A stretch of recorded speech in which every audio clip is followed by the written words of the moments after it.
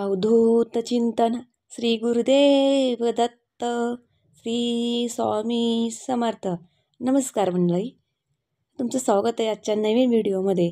तर बघा, गुरुचरित्र ग्रंथाचं पारायण करण्याची खूप इच्छा असते, पण त्यासाठी योग पण यावा लागतो.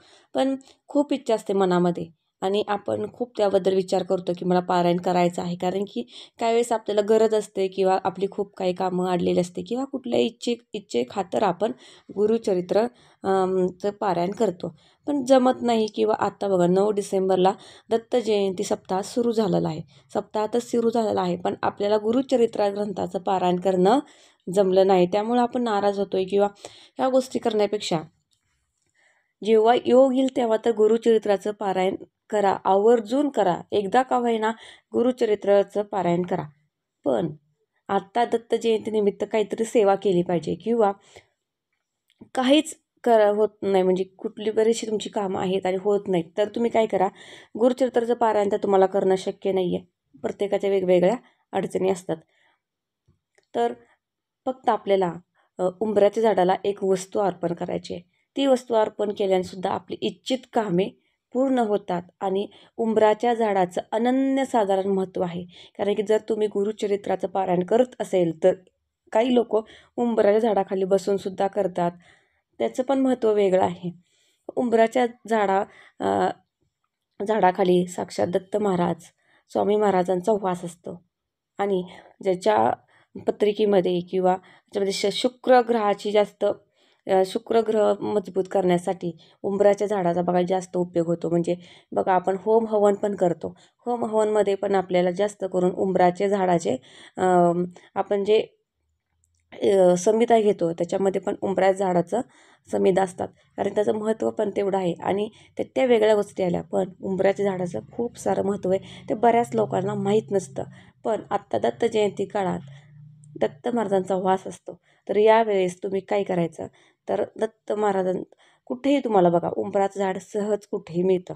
तर तुम्ही स्वामींच्या केंद्रामध्ये जा, तिथे पण बघा, जिथं स्वामींचं केंद्र आहे, मंदिर आहे, तिथं उंबराचं झाड आवर्जून असतं.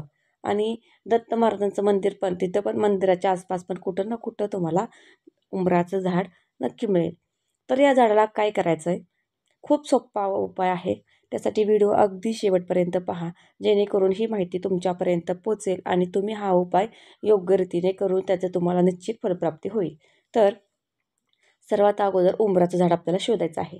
आणि तुम्ही ही जे तुम्ही एक वस्तू अर्पण करणार आहे, ही जो तुमचं सकाळची वेळ असेल, अतिउत्तम. जर तुम्ही ब्रह्मांड मुहूर्तावरती करत असाल तर खूप छान आहे. अगदीच तुमच्याकडे वेळ नाही आहे, असतात प्रत्येकाचे काही ना काही प्रॉब्लेम असतात. आपण लहान बाळ आहे किंवा सर्व्हिस आहे किंवा त्या टायमिंगला नाही जमत, तर काही हे नाही, तुम्ही दिवसभरामध्ये म्हणजे सकाळच्या वेळेमध्ये कधीही अर्पण करू शकता.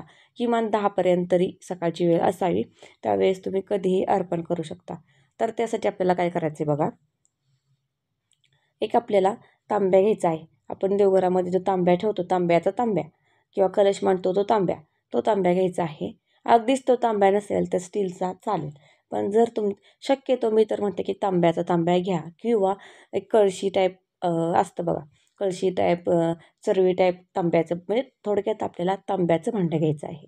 तर तांब्याचं तांब्या घ्या, कळशी घ्या, चरवी घ्या आणि त्या भांड्यामध्ये आपल्याला पाणी घ्यायचं आहे. स्वच्छ पाणी घ्यायचं आहे, ताजं पाणी. ताजं पाणी तर म्हणतात, ताजं पाणी तर नळाचं पाणी घ्यायचं. त्याच्यामध्ये तुम्हाला आपल्या घरामध्ये बघा खायची हळद असते, सगळ्याच्या किचनमध्ये ती वस्तू हळद असते. तर ती चिमूटभर हळद त्या पाण्यामध्ये घालायची आणि त्यासोबत गाईचं कच्चं दूध, बघा गाईचं कच्चं दूध त्याच्यामध्ये थोडंसं टाकायचं, थोडंसं हळद टाकायची त्या पाण्यामध्ये आणि सोबत आपला अगरबत्ती, अजून तुपाचा दिवा, फुले, हे सर्व पूजेचं साहित्य हे घेऊन आपल्याला जिथं उंबराचं मंदिर आहे तिथं जायचं आहे. सर्वात अगोदर उंबराच्या झाडाला आपण गेल्या जायचं, उंबराच्या झाडाची पूजा करायची. सर्वात अगोदर दिवा लावून घ्यायचा, अगरबत्ती लावून घ्यायची, जेणेकरून जेव्हा दिवा लावतो आपण तेव्हा आपली जी आपण सेवा करतोय ती सेवा देवापर्यंत पोचते आणि त्या सेवेचं साक्षी दिवा असतो. त्यामुळे सर्वात अगोदर तुम्ही तुपाचा आवर्जून दिवा लावा. तुपाचा दिवा अगदीच तूप नसेल तर तुम्ही तेलाचा लावू शकता, पण तूप असेल तर उत्तमच आहे.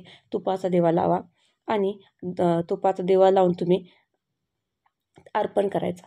ते जे आपण तांब्या भरून जे पाणी नेलं आहे त्याच्यामध्ये आपण हळद आणि गाईचं कच्चं दूध. तर इथे तुम्ही विचाराल काहींना प्रश्न पडले की म्हशीचं चालेल का, तापवलेलं चालेल का? नाही, फक्त गाईचं कच्चं दूध. आता कच्चं दूध कुठून आणणार, तर गाईचं दुधाचं पॅकेट मिळतंच दुकानमध्ये. ते पॅकेट घेऊन ते कच्चं दूध त्याच्यामध्ये थोडंसं घालायचं आणि ते आपल्याला उंबराचं झाड जे आहे त्याच्या बुडक्याशी, म्हणजे तिथं खाली बुडका असतो ते बुडक्याला अर्पण करायचं पाणी. आणि तुमची ते पाणी अर्पण करताना तुमच्या मनात जी काही इच्छा आहे ती तुम्ही बोलायची आहे. आणि पाणी अर्पण करून झालं तर त्याची पूर्ण पूजा फुलं अक्षदा वाहून तुम्ही अगरबत्ती लावून पूजा तुमची पूर्ण करायची. आणि उंबराच्या झाडाला तुम्ही 11 प्रदक्षिणा मारायच्या. एक प्रदक्षिणा कधीच मारायची नसते, 11 प्रदक्षिणा मारायच्या. आणि दिगंबरा दिगंबरा श्रीपाद वल्लभ दिगंबरा हा मंत्र म्हणत म्हणत तुम्हाला 11 वेळा 11 प्रदक्षिणा घालायच्या. आणि तिथेच त्या झाडाखाली बसून तुम्ही दत्त महाराजांचा, स्वामी महाराजांचा जप करू शकता. तिथं बसून तुम्हाला जप करायचा आहे. आणि तुमची म्हणजे तुमची काय इच्छा आहे तुम्ही त्या झाडाला, उंबऱ्याच्या झाडाला बोलायची आहे. स्वामी महाराजांना, दत्त महाराजांना तुमची कुठली इच्छा आहे ती बोलायची आहे. आणि जर तुम्हाला खूप इच्छा असेल गुरुचरित्र पारायण करण्याची तर तुम्ही तिथे सुद्धा स्वामींना, दत्त महाराजांना तुम्ही बोलू शकता की मला इच्छा आहे करायची, पण ते माझ्यातनं घडत नाही, तुम्ही माझ्याकडनं करून घ्या, ते माझ्याकडं पारायण घडवून घ्या, असं बोलू शकता. बघा, ते पण तुमचं गुरुचरित्र करण्याची इच्छासुद्धा पूर्ण होईल. तर तुमची इच्छा बोलायची आहे.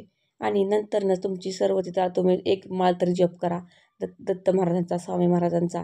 आणि माघारी घरी येताना जे तिथं तुम्ही उंबराचं झाड आहे तिथून त्याचा बुडक्यात जी माती आहे बघा, ती मातीची मूठभर माती घ्यायची आणि घरी यायचं. आणि घरी आल्यावरती ती माती तुम्ही तुमच्या घरातील झाडामध्ये टाका.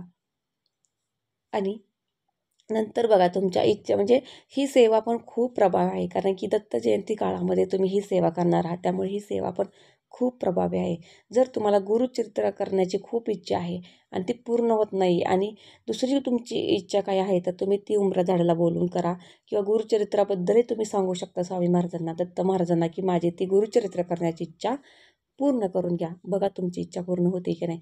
आणि हे पण करा. मग हे कधी करायचं, तर आता दत्त जयंती काळ आहे, इथून तुम्ही आज केलं तरी चालेल, गुरुवारी केलं तर अतिउत्तम.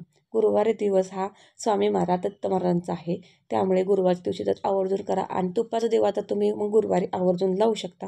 गुरुवारी जर नाही जमलं इतर दिवशी करू शकता. दत्त जयंतीपर्यंत कधीही तुम्ही ही सेवा करू शकता.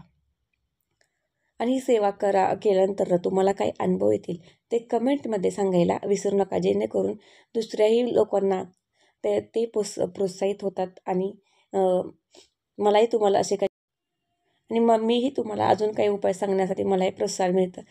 तर त्यासाठी तुमचे अनुभव कमेंटमध्ये नक्की सांगा. आणि कोणी हा उपाय केला आहे त्यांनीसुद्धा कमेंटमध्ये सांगा. व्हिडिओ आवडल्यास एक लाईक जरूर करा आणि चॅनलला सबस्क्राईब करून ठेवा. भेटूया पुढच्या एका व्हिडिओसोबत.